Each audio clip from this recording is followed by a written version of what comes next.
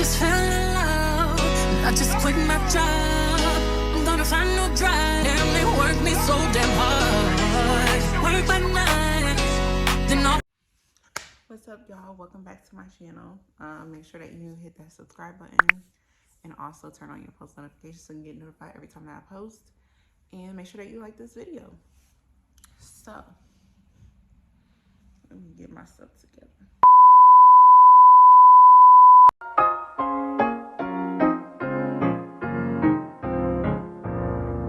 Yeah.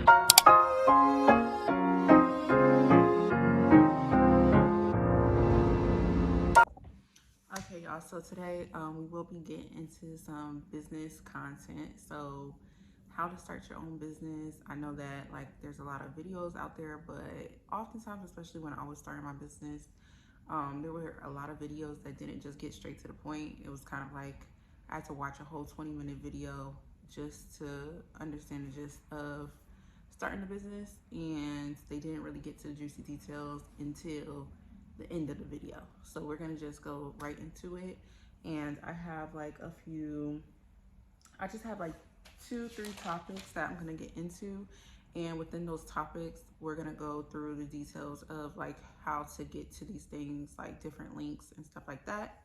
And certain things I'll probably just put into the description box below, so then you could just easily like access those and click on to make it easier for you to be able to start your own business and know exactly where you need to go. So let's get into the video. I wanted to title this like, it's something like from 9 to 5 to boss status or whatever, because like back in 2020, which is when I initially started Bombshell Sensations, which is my organic skincare business.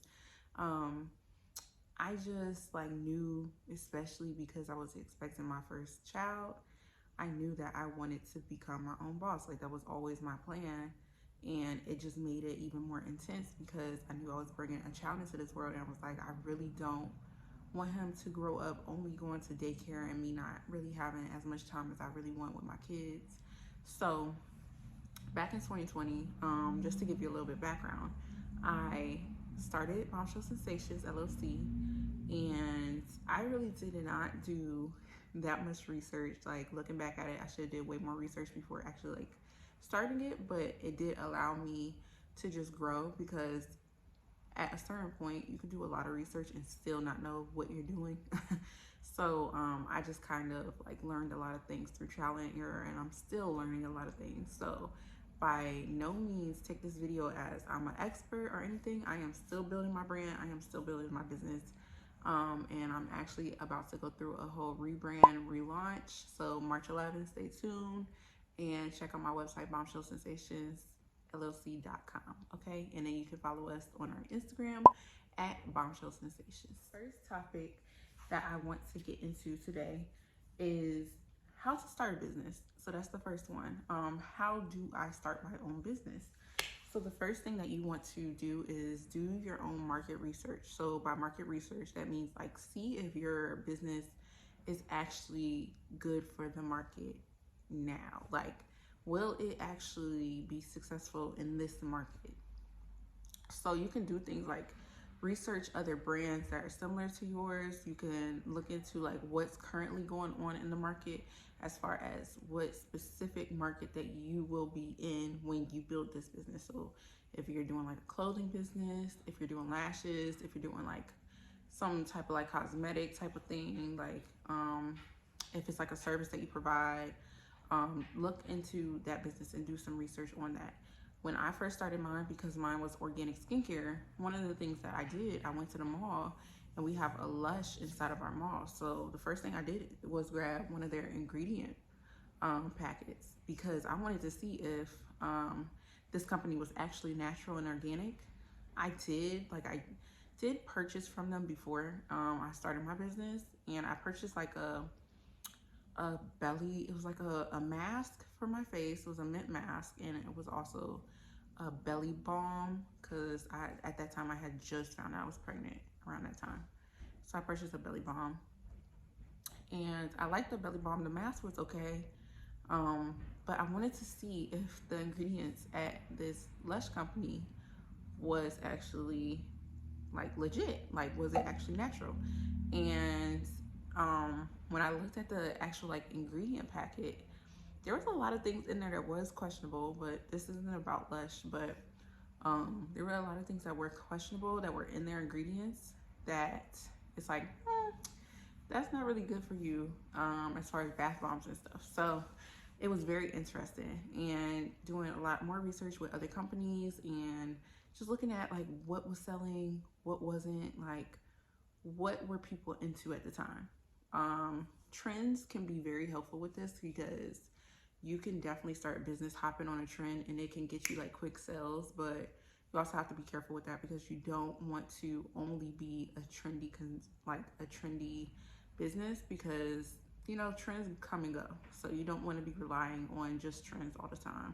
You still want to have like a original like something that originally like drew customers to your business in the first place. You don't want to just rely on trends, but trends are good to hop on every now and then to just get like some revenue and, you know, draw attraction and get attention from consumers. Next thing, write a business plan. So your business plan is basically like a roadmap to how you're going to run your business, the structure, and the initial growth that you want for your business. Just like organizing how you want it to go and what your end result will be. Your business plan is going to be a tool that will convince others to want to work with you or at least contribute to your business. So there are two different types of business plans, and you have a traditional business plan, and then you have a lean business plan. And a traditional one uses like a standard structure to encourage you to go into detail in each section.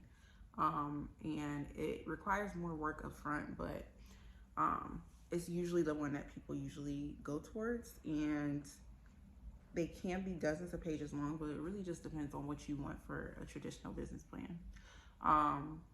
There's no real like wrong way of doing your business plan. You just have to make sure that it meets your needs. So as long as your business plan is structured to meet everything that you want your business to look like and everything, then you are good.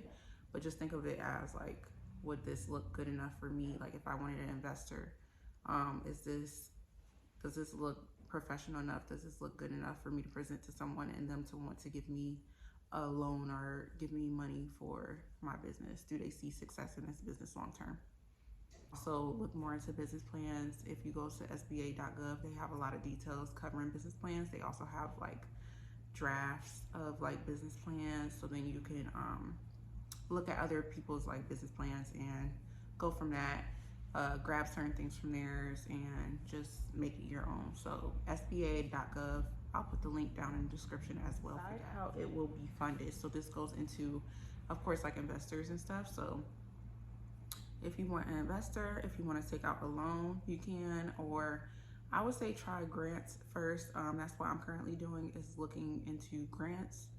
Don't get frustrated because there are a lot of fake grants out there. So it takes a lot of like digging into.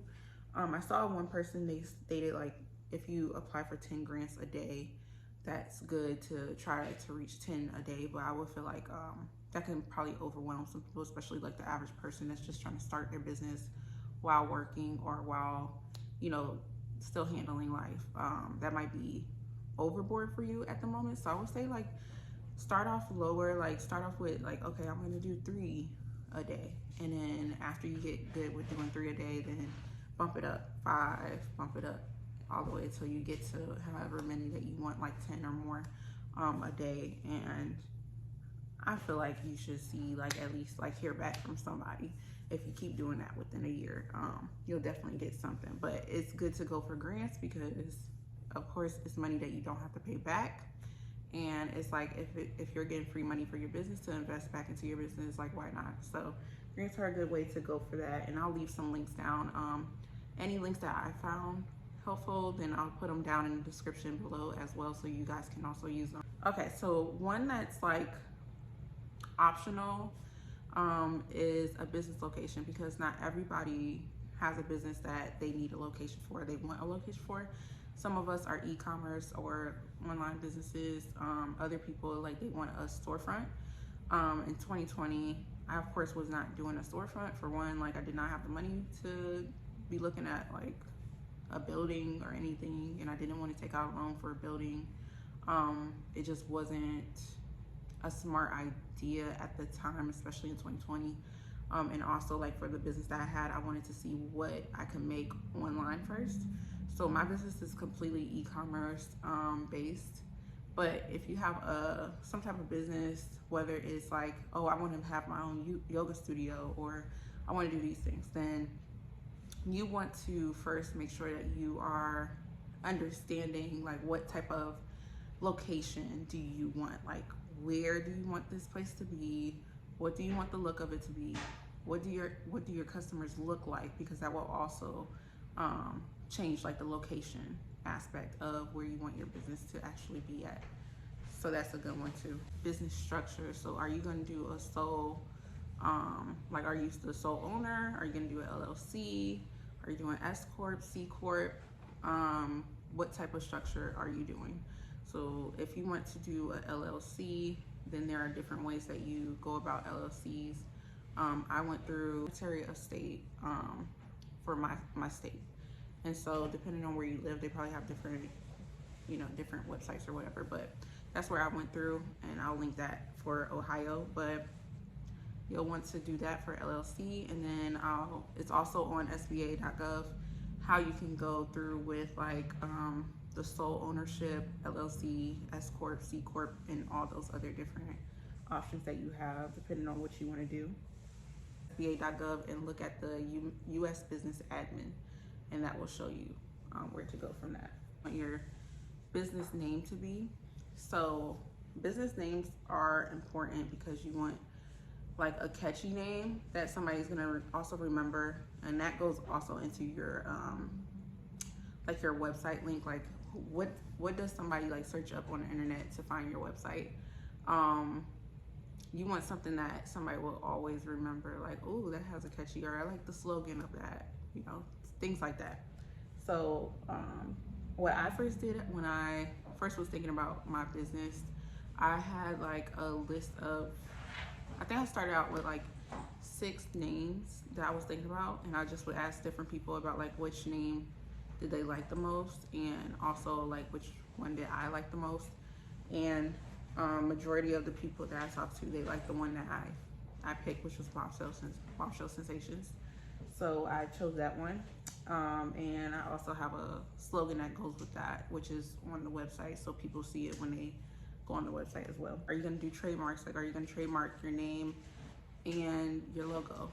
I found out when I was going through the trademark process, which I still have to do another round of, you do 2 different applications for the logo and the name. I had messed up mine because I had like, my logo was also like, I don't think they read it right, but the logo has to be submitted in a different way than the actual name of your brand. So just keep that in mind if you do apply for a trademark. Just make sure that you have like 2 different applications for that. It does cost money, so I would say like it probably even went up by now because this was like 2 years ago when I first initially did it. So I would say set aside probably like $500, $600 for that, and also have an understanding of what exactly you want to trademark, so then you can have a list of those, because you might have to put in like 3 different applications if you have 3 different things that you need to trademark or you want to trademark. Do that through the U.S. Patents and Trademarks Office, and that's also on SBA.gov. You can look at that, and they should have links on there too that you can click. If I can find those links, then I'll just put them below. Federal and state tax IDs. So you want to make sure to get your EIN number.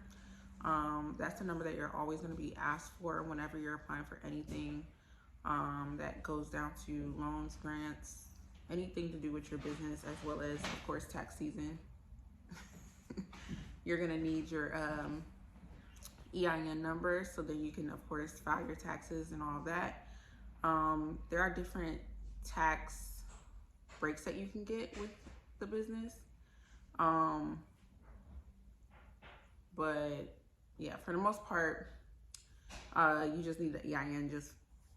You need to do your taxes. You have to get taxed, unfortunately. So, in order to register with the government and be official, you need to make sure that you have that EIN number. And also, you don't want Uncle Sam coming for you, because I'm not playing with Uncle Sam, and neither should you. Licenses and permits. This depends on what type of business you have. So I would say, like, if you know that your business you need a license or a permit in the state that you live in, then I would say definitely make sure that you're looking into that. SBA.gov also has details on that. That's like a one-stop shop to learn all this stuff. But yeah, make sure that you look into, like, if the type of business that you're doing, you need a license or permit for the type of business that you need, because that's important. You do not want to get in trouble for, like, selling certain things because you're not licensed or you don't have a permit. Of course, this varies by each state, and it also depends on what type of business you have, if you need a license and a permit. So just make sure that you check, like, if your type of business, the type of business that you want, if you need a license or permit. That's also probably going to cost you a bit more money too. So costs money to make money, so you do need quite a bit of money to start your own business bank account. So I still have to do my business bank account, because like I said before, when I first started, I kind of just started and I did not as much research as I should have. But your business bank account, make sure that you get a bank account that doesn't have like really high fees. There are some that have like terrible fees and stuff to them, so just do your research on that. SBA.gov has a few links that you can go to get you help with that, and just tells you like what to look out for when it comes to like a business bank account.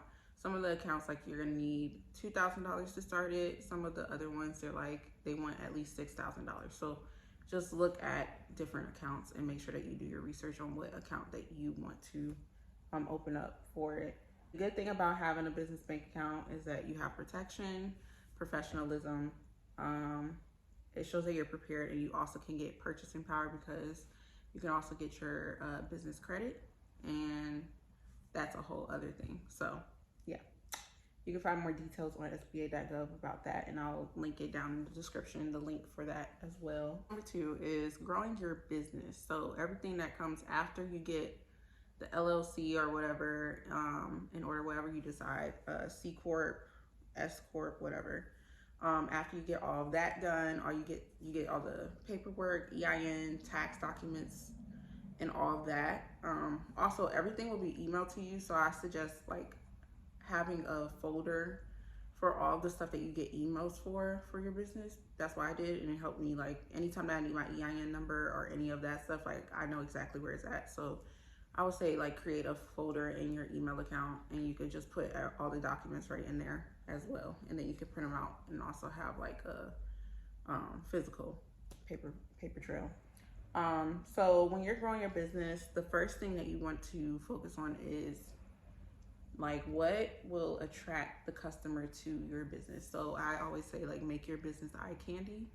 So just like when you go on, like, whether it's Facebook Marketplace, Instagram, or anything, like if you're shopping, right, you want something that looks good at first. That's what draws you to the product. Is like, ooh, that looks cute, or oh, that looks nice, whatever. So you want your product to still have that same feeling.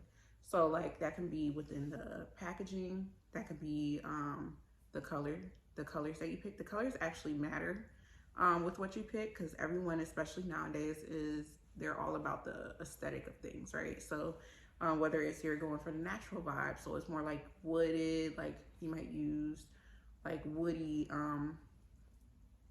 product packaging for, like, if you're doing skincare. I relate to skincare because that's what I do.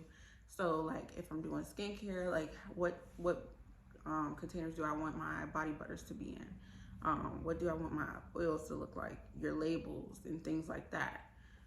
So some people have vendors, but with vendors, like, I know I've personally struggled with finding vendors that I can trust, because a lot of them are actually like in China or places that's far away. So it's like trying to contact them and actually speak to them is very hard, or they only work through WhatsApp, which I don't like. So I have not gone the whole vendor route because I just don't trust it that much. I haven't found one that I trust, actually. So you can go that route. I know a lot of people that are in the clothing business go that route because it's just easier. As far as clothes, it's way cheaper than getting something that's in the States. So depending on what type of business you have, like, you can just, trust your gut on that. Your logo, what do you want your logo to look like? You can either find somebody to make it or you can make it yourself. Canva is a really great tool to use. They have more, it's more helpful if you pay for like either the monthly, it's like $12.99 for the monthly thing. You can get all the perks of it, or you could pay, it's like $110 a year for the subscription for Canva, but I will say it is worth it. You get a lot of perks with that. Like, you can remove backgrounds and stuff. And I've been looking around and seeing if there's any other apps that I can like remove backgrounds for free and stuff like that, and there's not. A lot of them charge more, or they're I don't know, it's just real sketchy. So I would say use Canva. Even the free Canva is really useful because you can still like put up your Instagram posts, like to engage with your customers and engage on your online, fan base and stuff like that. So Canva is a really good go-to, and I'll link that down as well. Figure out like what your marketing strategy is. So like, are you gonna use ads? Like, if you are using ads, are you making them yourself? Are you gonna pay to get them sent out to a larger audience? Like, what does your audience look like that you want to see these ads? What does your customer look like? Which should be part of your business plan. I would say like your customer portfolio, right? That's how it was kind of explained to me. Like, what does your customer look like? So then you can get a deeper understanding of, okay, who am I trying to sell to? And what does that need to look like in order for me to make that sale? So that's it.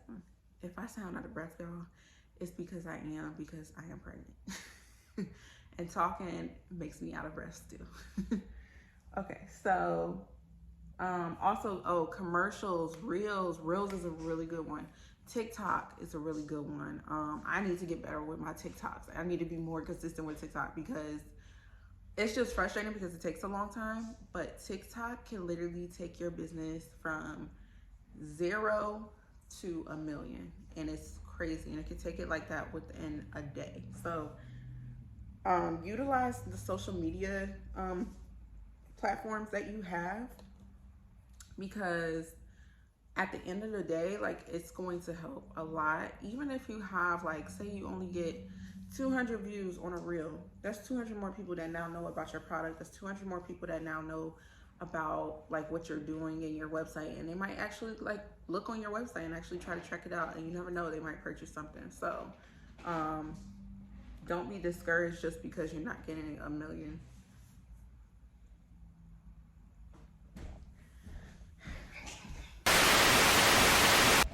Don't be discouraged because you're not getting like 1 million views.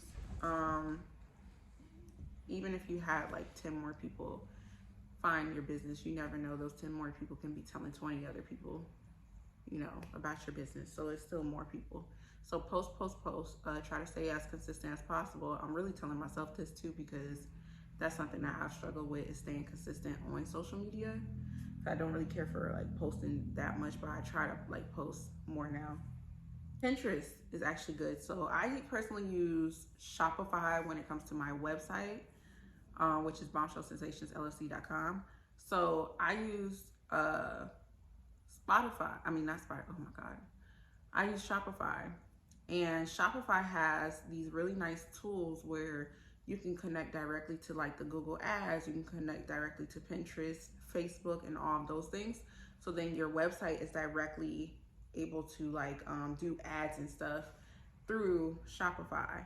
And it is a lot of work because you have to set up all these details and stuff like that, but it's definitely worth it once you do it. Pinterest, it costs money for Pinterest. That's the only problem with Pinterest. So if you're like just initially getting started and say you don't have that many funds to like put so much money in all of these things, I would say save Pinterest for down the road, but just always have it in mind, or at least like save up for Pinterest. But Pinterest is a really good tool because I feel like a lot of people have forgotten about Pinterest as far as like promoting their businesses and stuff. And Pinterest has so many, like a lot of people use Pinterest, and a lot of business owners don't really utilize it as much as they should. So it's not as busy with like businesses. So when somebody sees a business promoting their stuff on Pinterest, you're gonna have a lot of people looking at just like mainly your product, because they don't have that many businesses on there like Facebook does, or like, you know, all these other social media sites do, because a lot of people have forgotten about Pinterest. So Pinterest, even though it does cost money, it's probably worth it in the long run. And so yeah, I would definitely recommend Pinterest if you are able to back it up with the funds that you have. We're talking about packaging and materials. Just have a vision of what you want your product to look like is the main thing.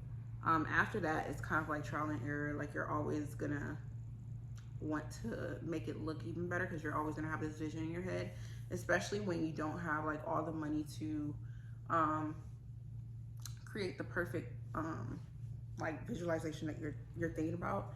You're thinking about this product looking a specific way. So like a lot of these companies that like they look really good is because they have the money back in it to make the, you know, the product look really good. So you just have to kind of get creative, and if you need to change along the way, don't be afraid to change. Like people aren't going to forget about your product just because you change like the way it looks. It's actually good that you're consistently learning, and so you're changing while you're learning. Your website preparation. So make sure that your website is easy to access. Even I get irritated when I'm going to a company's website and it's like hard to get around on. It makes me just exit out. I'm not gonna buy the product. So keep that in mind when you are creating your website. Like, is the customer able to just like click this one button and get to where they need to go? Is it hard to access my website? Like, is it hard to maneuver around? Do I have reviews on my website? Do I have like good pictures on my website and things like that? So a lot of people, when they create their websites, they forget to edit. Like, if they took a picture off or they took a product out, sometimes it will show an empty box. So just make sure that you're always double checking your website. I've done that before, where I took a product off and I thought that I removed it from the actual site, and it would just show like an empty box with a price on it, and it was no product, no picture of a product there. So always make sure that you double check your website to make sure that that product or whatever it was came off of the website, so they're not seeing like a website that looks like unprofessional or undone.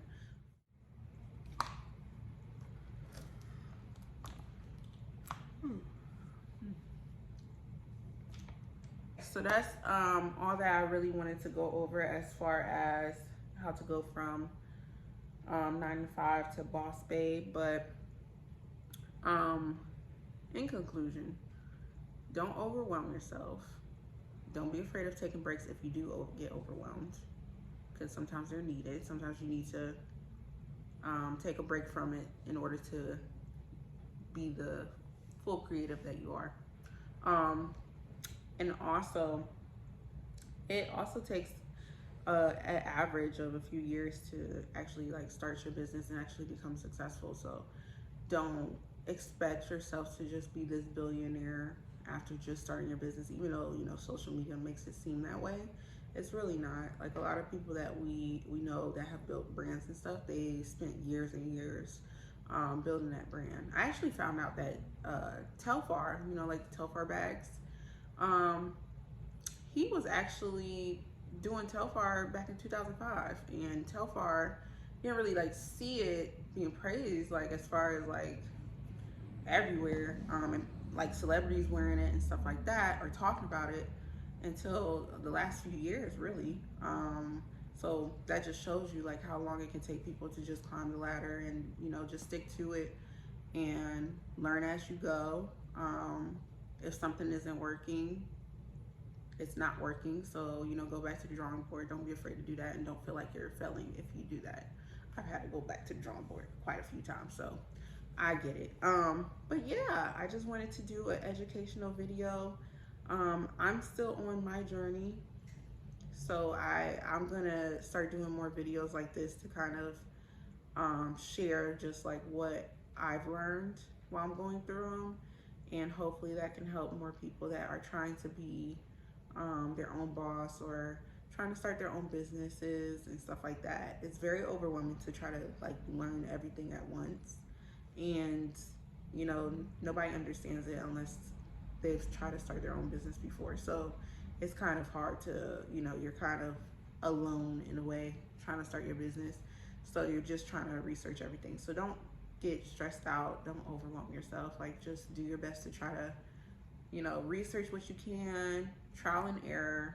If something doesn't work, try to fix it, try to, you know, redesign and everything like that. I hope you guys enjoyed this video. Always remember to be true, be you, be the bomb. Bye. You won't break my soul. You won't break my soul.